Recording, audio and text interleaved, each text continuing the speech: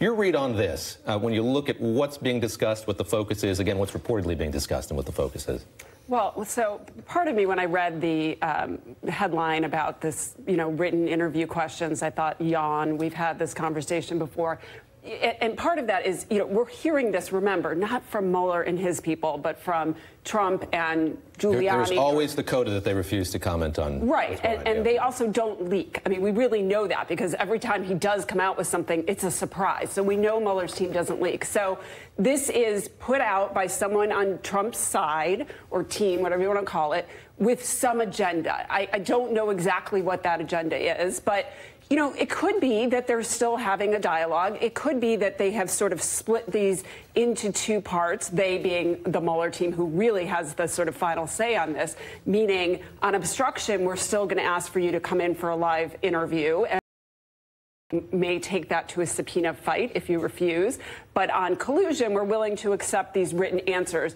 And I think if that is where they are going, and it's a big if, because we don't know, but if it is, I think it makes sense in the sense that collusion, they don't really need Trump to come in for an interview for that. That is going to be a case, if there's a case there, which I think there is, based on documents, emails, electronic intercepts, other witnesses, insiders, so much other evidence. You don't need Trump to explain that to them or give his false denials, frankly. But he wants the opportunity, and I think Mueller wants to give him an opportunity so he can't say, well, I didn't get to explain myself.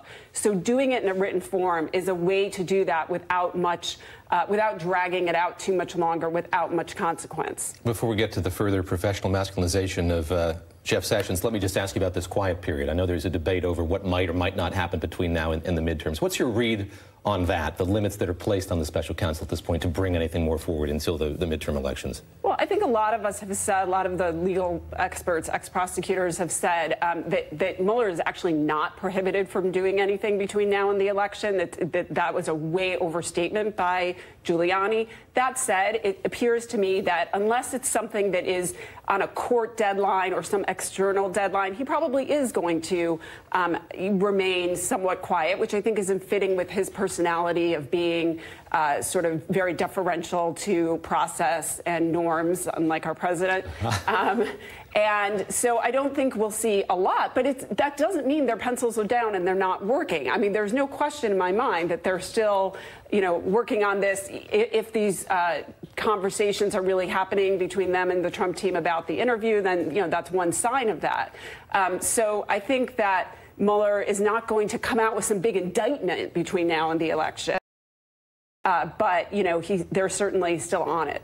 Let's pivot to this other story. Michelle, I'll start with you. You have the Washington Post reporting that the President's talked to Matthew Whitaker, who's Jeff Sessions' chief of staff. He might be in the running for this job. You got the Wall Street Journal reporting, 5 or 6 other candidates, including the Secretary of Health and Human Services, who might be in the running as well. I mentioned the emasculating Jeff Sessions professionally. Your reaction to this, that this is being floated clearly, that these conversations are happening, so little has changed when it comes to Jeff Sessions. Well, I think they've become much bolder about saying and kind of bullying everybody into a tacit acceptance of the fact that they are going to fire Jeff Sessions after the midterms. And, God knows I won't miss Jeff Sessions, but what that will eventually lead to is an attempt to shut down or severely curtail the Mueller investigation. And, a lot of people have pointed out that if you want to think about what that might look like, look at the extremely circumscribed FBI investigation into Kavanaugh, where, kind of limits on who can be interviewed and what the parameters are going to be are coming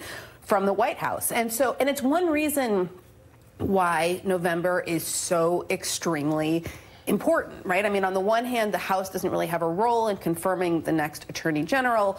At the same time, if Democrats have a better than expected showing, and particularly if they, have a better expected showing in the Senate, it will give them a lot more leverage to demand that the next Attorney General is not just somebody who's going to rubber stamp whatever Trump wants to do. Tiffany, how cogently are Democrats making that argument? We've been talking a lot about the rage that we've seen on the Republican side, the aspersions they're casting on Democrats as being an unruly mob.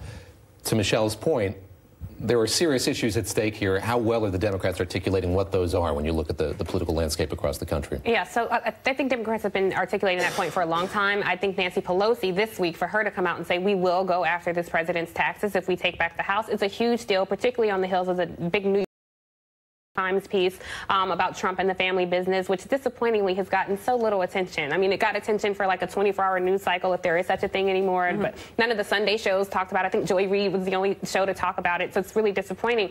You'll have Maxine Waters sharing financial services. Low IQ Maxine Waters, who Trump went after. I can pretty much, right, exactly. Yeah. When they get hold of that gavel, I think you're going to see a lot of shifting happening. And the one thing I did want to say to your point, Mimi, about the investigation, I found it interesting that the round of questioning is focused on collusion and not obstruction, and that they had that tense exchange. Mueller had a tense exchange with Donald Trump's lawyers and threatened to subpoena him. When you think about the Kavanaugh confirmation hearings and the things that came up during that time, and now you have Justice Kavanaugh, who may weigh in on this very issue, and you have this president literally picking his own judge and jury. I think if the Democrats take the House and the Senate, that is going to be the only balance of government that this country will see. And Mike, lost in the latter part of the Kavanaugh saga was that. I mean, we spent the first hearing talking about his feelings toward executive privilege. Yeah. Now he's there. Yeah, and he has distinguishing himself among the Federalist Society appointees is his opinion of executive privilege. I like what you were saying about Maxine Waters. You're saying she'd be reclaiming her time. Right. Question for you, if I can answer, Mimi. Please. Why would you want to go for a written-only deposition? Would this forestall on those very same questions other oral depositions, which we know the president's people don't want him to do because he'll talk himself into trouble? But does the one mean you won't do the other? And I realize it's a weird question. I don't know if you've ever done a written-only deposition. Why would you? Every other American can be subpoenaed, so this is because he can't. That's my question. Do you think that this is an either-or? So, small point. Depositions are in civil cases, so in criminal, it's an interview. Yeah.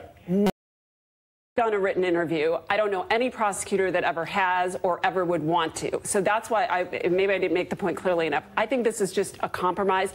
I think if he really needed the interview, the information from Trump on the collusion piece, he would either make him come in for an interview by, subpoena and fight over the subpoena if he has to.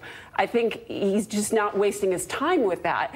There's some debate about whether written answers by his lawyers. It's not even by Trump. Of course, unless they're in all caps, so it's not by Trump. There's some debate as to whether it's completely worthless or just a little bit worthless, But for the most part, I think... But if he signs it at the bottom... Yeah, it gives some baseline. He could, but there's so many caveats. He can distance himself because his lawyers wrote it. It's going to be so lawyered that there's going to be very little to box him in. Yeah. I mean, that's why I say there's some debate. I think there's some value in it, but it's really a compromise, a way to say, okay, give us your story, how you want to give it, so that he can't complain that he didn't have that opportunity. Yeah. But I think if they really wanted an in-person interview, they would, or needed an in-person interview on that topic, they would fight for that. And maybe it's not even real, right? Maybe even the leaking of who will replace Jeff Sessions isn't real. It's all coming from the White House, and they are either running a distraction strategy or think they have a strategy. Maybe Mueller's not really even thinking about a written deposition only.